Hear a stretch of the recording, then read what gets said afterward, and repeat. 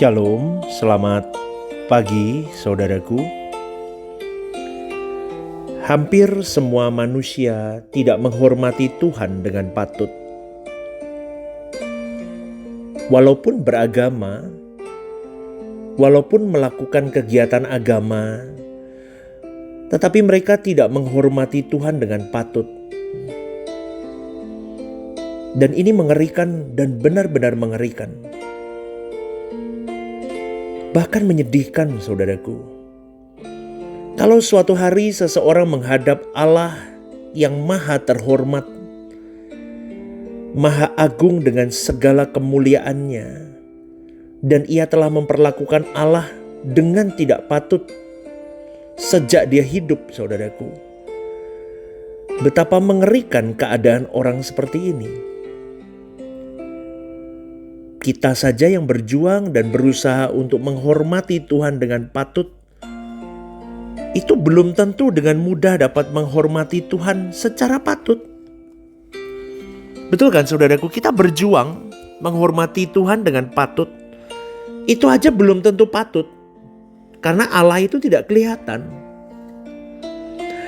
Dan manusia pada umumnya memiliki kebiasaan melakukan segala sesuatu tanpa mempertimbangkan apa yang akan dirasa oleh Tuhan dari apa yang dia lakukan.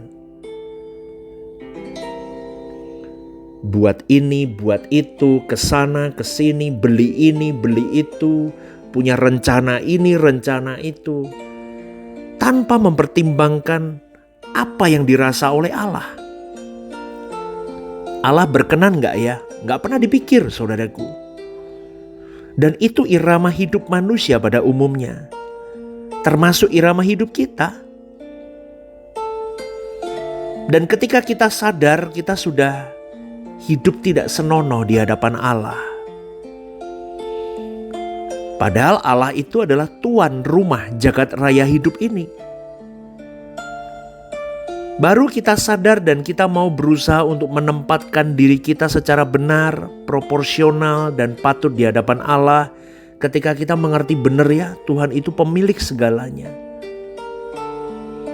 Tapi karena irama hidup kita yang sudah salah begitu lama, sulit untuk kita merubahnya saudaraku.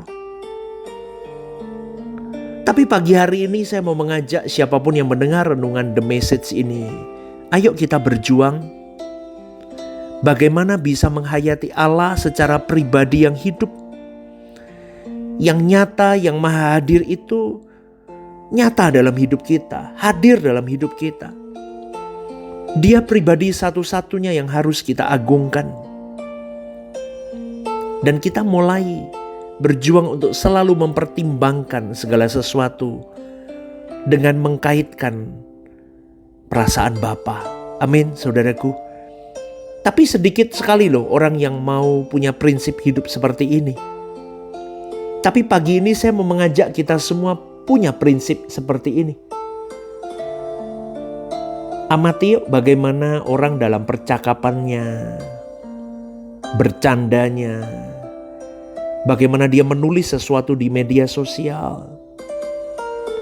Semua dilakukan tanpa mempertimbangkan atau tanpa pertimbangan apakah yang dia lakukan itu menyenangkan Tuhan apa enggak ya. Betul gak saudaraku? Kita bisa melihat karena banyak orang merasa berhak melakukan apapun, berbuat apapun. Kita bisa lihat dari ucapannya,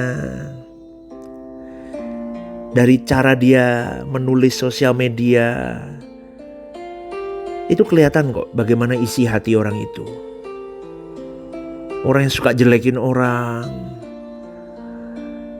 suka gibahin orang, suka play victim, memutar balik fakta. Itu kelihatan semua orang-orang begitu tuh kelihatan saudaraku. Tapi kita kalau tahu model-model begitu, itu sebagai gambaran bahwa kita bisa loh begitu juga saudaraku. Mungkin kita juga di posisi itu. Maka saya mau mengajak pagi hari ini, mari kita bertobat. Ayo berhenti hidup sembarangan. Katakan apa yang memang seharusnya dikatakan. Katakan ya jika memang itu ya, katakan tidak jika memang itu tidak. Kita berhenti hidup suka-suka sendiri. Amin, saudaraku. Segala sesuatu yang kita lakukan harus kita pertimbangkan dengan mengkaitkan bagaimana perasaan Bapa. Betul saudaraku, saya menemukan banyak orang masih di titik itu. Ceritanya A, nanti ngomong ke orang ceritanya jadi B. Nanti ngomong ke orang lain lagi bisa jadi C. Orang gak tahu Anda ceritain begitu saudaraku, tapi Tuhan tahu. Dan kalau kita tahu bahwa itu melukai perasaan Tuhan, jangan lakukan itu. Ini memang gak mudah kalau irama hidup kita sukanya begitu memang sudah.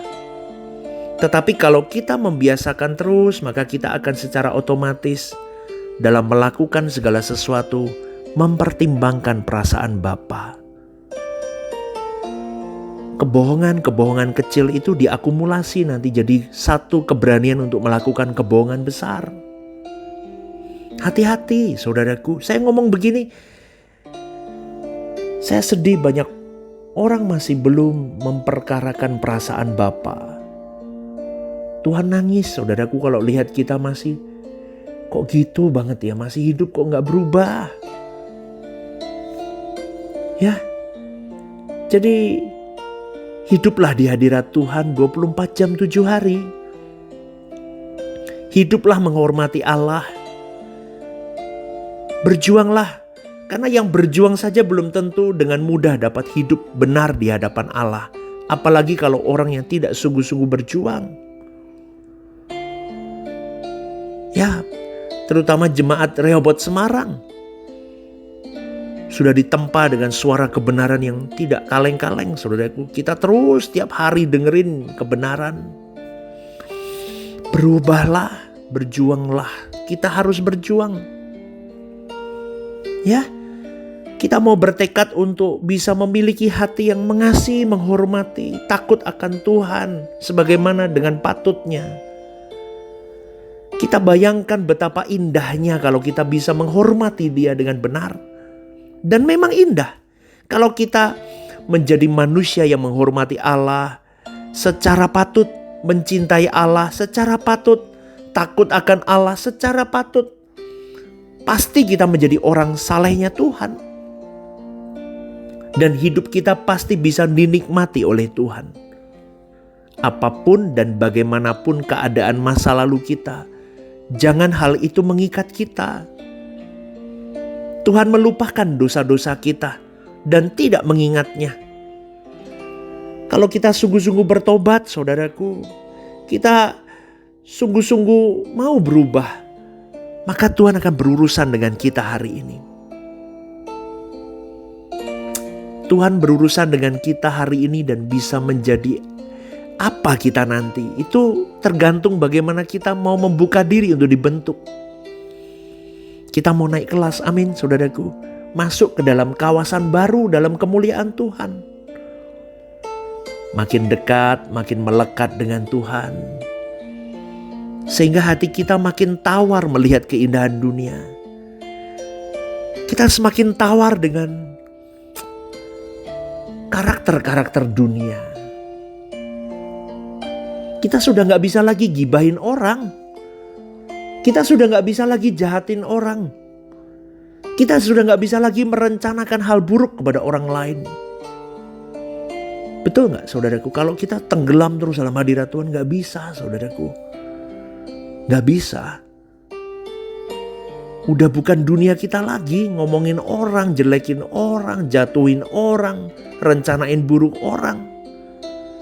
Karena kita tahu kita gak ada bedanya sama pembunuh. Kalau kita lakukan itu. Dan kalau kita hanya merindukan hadirat Tuhan, kita harus memaksa diri kita terpasung di dalamnya. Dan gak boleh keluar lagi. Artinya kita keras kepada diri kita sendiri.